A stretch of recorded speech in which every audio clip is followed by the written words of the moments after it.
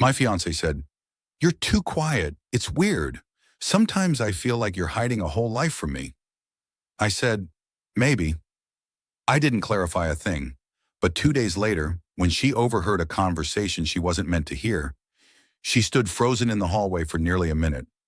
I'm 33, and I've been engaged for about 4 months now. We've been together for 3 years total. She moved into my place about a year ago, and for the most part, things have been good. Or at least I thought they were good until she started making comments about how I'm too private and emotionally unavailable. The conversation that started everything happened on a Tuesday night. We were having dinner, nothing special, just takeout on the couch while watching some show.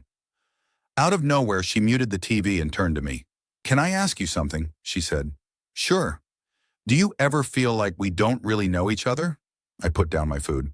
"What do you mean? We've been together 3 years." "I know, but you never talk about yourself, not really. You ask me about my day, you listen, you're supportive. But when I ask about you, you give me these surface-level answers. It's like there's this whole part of you I'm not allowed to see." "I'm just private," I said. "Always have been." "It's more than that. You're too quiet. It's weird. Sometimes I feel like you're hiding a whole life from me." I looked at her for a moment, then said, "Maybe." She blinked. "Maybe? What does that mean?" "It means maybe I am." "Are you serious right now?" I shrugged, turned the TV back on. "You said it." "I didn't." She stared at me for a solid 10 seconds, then grabbed her phone and went to the bedroom. Didn't come back out for the rest of the night. The truth is, I wasn't trying to be mysterious or difficult. I'm just not the kind of person who spills everything about myself. Never have been. Some people wear their life story on their sleeve. I keep mine in a drawer. It's not malicious. It's just how I'm wired. But she was right about one thing. There was a part of my life she didn't know about. Not because I was hiding it exactly, more because it never came up and I never felt the need to bring it up. Update 1. The next day, Wednesday, she was cold. Short answers, no eye contact. I tried to talk to her before I left for work, but she just said she was fine and went back to her coffee. Classic, "I'm fine." That means I'm definitely not fine. I let it go. Figured she needed space to process whatever was bothering her. I went to work, had my meetings, came home around 6. She was already there, sitting at the kitchen table with her laptop. "Hey," I said. "Hey." That was it. No, "How was your day?" No small talk. Just, "Hey." I made dinner, asked if she wanted any. She said no. I ate alone while she stayed glued to her screen. Around 8, she finally closed the laptop and looked at me. "I've been thinking about what you said last night," she started. "Okay. Are you actually hiding something from me? Or were you just being sarcastic? Does it matter?" "Of course it matters. We're supposed to get married. How can I marry someone who won't even be honest with me?" I leaned back in my chair. "I've never lied to you. Not telling me things is the same as lying." "No, it's not. You're not entitled to every single detail of my life just because we're engaged." Her face went red. "Entitled? You think I'm being entitled for wanting to know who I'm marrying? I think you're making this into something it's not." She stood up, grabbed her laptop, went to the bedroom again, slammed the door this time. I sat there for a while staring at my plate. Part of me felt bad. Part of me was annoyed. I'm not some mysterious enigma. I'm just a guy who doesn't overshare. Why was that suddenly a problem? Update 2. Thursday morning, she was still barely speaking to me. I was getting ready for work when my phone rang. It was my brother. I don't talk about my brother much because our relationship is complicated. He's younger, got into some trouble in his 20s, spent time in rehab. Now he's clean, working, doing well. But my fiancée doesn't know any of this.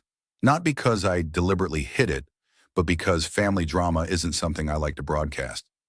I answered the call in the living room. Didn't realize she was in the hallway, getting ready to leave for work herself. "Hey," I said into the phone. "What's up?" "Just checking in. Wanted to let you know I hit 2 years clean yesterday." I smiled. "That's great. Really proud of you." "Thanks. Couldn't have done it without you, man. Seriously. You bailing me out, letting me crash at your place that year, helping me get into rehab. I don't think I ever really thanked you properly. You don't need to thank me. You're my brother. I know, but still, not everyone would have done what you did. Most people would have written me off. We talked for a few more minutes. He told me about his job, about the girl he was seeing, about how things were finally looking up. I told him I was happy for him, that he should keep it up. We agreed to meet for lunch next week. When I hung up and turned around, she was standing in the hallway, just standing there, frozen.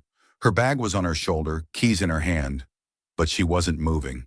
She was staring at me with this look I couldn't quite read. Shock, maybe, or confusion.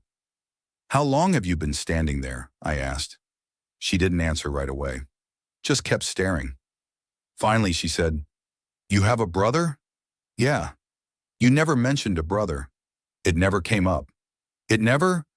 She stopped herself, shook her head. "He said you let him live with you, that you helped him get into rehab. When was this?" "About 4 years ago, before we met." 4 years ago. She said it slowly, like she was doing math in her head. "So you had a whole situation with your brother, helped him through addiction, let him live here, and you just never thought to mention it?" "It's his story, not mine. I didn't think it was my place to share. I'm your fiancé. I live here. How did I not know someone else used to live in this apartment?" "Because it was before you moved in. It's in the past." She just stood there for another minute, still frozen. Then she walked out the door without saying another word. Update 3. She didn't come home that night. Sent me a text around 9 saying she was staying at a friend's place, that she needed space to think. I didn't argue. Told her to take all the time she needed. The next day, Friday, she showed up around noon. I was working from home, had a rare day off from the office. She walked in, dropped her bag, and sat across from me at the kitchen table. "We need to talk," she said. "Okay. I've been thinking about this whole thing. About you, about us, about how you keep parts of yourself locked away. And I realized something." I waited. "I don't actually know you, not really. I know the version of you that you let me see. The polite, supportive, easygoing guy. But there's this whole other side. The side that helped your brother. That dealt with something hard and heavy and never once mentioned it. That's not a small thing. That's a huge part of who you are. And I had no idea. Like I said, it wasn't my story to tell. But it is your story. You lived it. You were affected by it. And you chose not to share it with me. Why?" I thought about it for a second. "Because I didn't want you to see me differently." "What does that mean?" "People hear my brother's a recovering addict, and they make assumptions. About him, about me, about my family. I didn't want that hanging over us. I wanted you to judge me based on who I am now, not based on something that happened years ago. That's not fair to me, though. You don't get to decide what I can and can't handle. You don't get to curate this perfect version of yourself and hide all the messy stuff. I wasn't trying to be perfect. I was trying to be normal. But you're not normal." She said it loudly, then caught herself, lowered her voice. "You're not some blank slate. You're a person with history, with complications, with family drama. And I deserve to know that. I deserve to know who I'm marrying." I didn't say anything. She was right, and I knew it. But admitting that felt like opening a door I'd kept shut for a long time. "What else haven't you told me?" she asked quietly. "What do you mean?" "I mean, if you hid your brother for 3 years, what else is there? What else am I going to find out about when I accidentally overhear a phone call or run into someone from your past? There's nothing else. I don't have some secret family or hidden past. I'm just a private person. Private is one thing, secretive is another." We sat in silence for a while. She looked exhausted. So did I, probably. "I don't know if I can do this," she said finally. "Do what?" "Marry someone who won't let me in. I've been trying for 3 years to get closer to you, to understand you, and you just keep putting up walls. I'm tired." "So what are you saying?" "I'm saying I need to know if you're capable of being open with me, really open, not just surface level stuff. Because if you're not, I don't think this is going to work." Update 4. That conversation was a turning point. Over the next few weeks, I made an effort to be more open. I told her about my childhood, about my parents' divorce, about why I have a hard time trusting people with personal information. I introduced her to my brother properly, explained the whole situation in detail. She listened, asked questions, tried to understand. But something had shifted. The trust we'd built over 3 years had a crack in it now. She'd look at me sometimes like she was waiting for the next secret to come out, like she was bracing herself for another revelation. About a month after everything happened, we had another fight. Different topic, same underlying issue. She accused me of shutting down during an argument. I accused her of overanalyzing everything I said. It escalated quickly, and by the end of it, we were both yelling. "This is exactly what I'm talking about," she shouted. "You won't communicate. You won't fight fair. You just retreat into yourself and leave me out here alone. Maybe because every time I do open up, you use it against me later. I've never done that. You're doing it right now. You're mad because I'm not sharing enough. But when I do share, it's never the right way or the right time or the right amount. I can't win with you." She went quiet. Then she said very calmly, "I think we should postpone the wedding." My stomach dropped. "What?" "I think we need more time to figure out if this is actually going to work. You're calling off the wedding because I'm private? I'm postponing it because I don't know if we're ready. If you're ready." I didn't argue. What was the point? She'd already made up her mind. Update 5. 2 months after we postponed the wedding, something else came to light that I hadn't anticipated. My mother reached out. I hadn't spoken to her in almost 5 years. Another detail my fiancé didn't know about. My parents' divorce was messy, and my mother had said some things that made it impossible for me to maintain a relationship with her. My brother had eventually reconciled with her, but I hadn't. She sent me an email saying she was sick. Nothing terminal, but serious enough that she wanted to make amends before it got worse. I read the email 3 times, then deleted it. Didn't respond. Didn't plan to. But my brother called me that evening. "Did you get the email from her?" "Yeah." "Are you going to respond?" "No. She's really sick, man. I think she means it this time, about making things right." "She said that before." "I know, but I'm not doing this again. I can't." There was a pause. "Does she know about the wedding being postponed?" "How would she know that?" "I might have mentioned it when we talked last week." My blood went cold. "You talked to her about my relationship?" "She asked how you were. I didn't think it was a big deal." "It is a big deal. I don't want her anywhere near my life." We argued for a few more minutes before I hung up. I was furious, not just at my brother, but at the situation, at how my past kept bleeding into my present, no matter how hard I tried to keep them separate. My fiancé came home an hour later, took one look at my face and asked what was wrong. For once, I didn't deflect. I told her everything. About my mother, about the email, about the fight with my brother.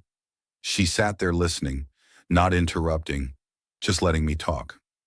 When I finished, she said, "Why didn't you tell me about your mother before?" "Same reason I didn't tell you about my brother. I didn't want it to define me." "But it does define you, whether you want it to or not. The fact that you cut your mother out of your life, that's a huge thing. That affects how you relate to people, how you handle conflict, how you view family. And I had no idea." "I know. This is what I've been trying to tell you. You can't just pick and choose what parts of yourself you share. It doesn't work that way. If I'm going to be your wife, I need to know all of it, even the ugly parts, especially the ugly parts." I looked at her. "I don't know how to do that. I've spent so long keeping people at a distance that I don't know how to let them in." "Then you need to learn, because I can't be in a relationship where I'm constantly discovering new things about you by accident. It's exhausting." Update 6. After that conversation, I started seeing a therapist. It was her idea, but I agreed to it. Figured if I was going to learn how to be more open, I needed professional help. The first few sessions were rough. My therapist asked me about my childhood, my relationship with my parents, my patterns in relationships. I gave short answers at first, the same surface-level stuff I'd been giving everyone my whole life. But she kept pushing, kept asking deeper questions, and eventually, something broke open. I talked about how my parents' divorce made me believe that sharing yourself with someone, just gives them ammunition to hurt you later. How watching my brother struggle with addiction made me feel like I had to be the stable one, the one who had it all together. How I'd built this wall around myself, not out of malice, but out of self-preservation. My therapist asked me, "What are you afraid will happen if you let people see the real you?" I thought about it for a long time. That they'll leave. And hasn't keeping them at a distance led to the same result? She had a point. I started being more honest with my fiancée. Not all at once. That would have been overwhelming for both of us. But gradually. I told her about the fights I'd had with my mother, about the guilt I felt over my brother's addiction, about the loneliness I'd felt most of my life despite being surrounded by people. She didn't judge me, didn't tell me I was broken or damaged. She just listened, held my hand and said, "Thank you for trusting me with this." It wasn't a magic fix. We still had arguments. She still got frustrated when I'd retreat into myself during conflicts, but slowly things started to improve. The crack in our trust began to heal. Final update. It's been 6 months since we postponed the wedding. Last week we set a new date. A year from now, small ceremony, just close friends and family, including my brother, who's now 2.5 years clean and doing better than ever.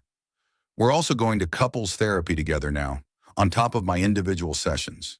We talk about communication, about boundaries, about how to build a relationship where both people feel seen and understood.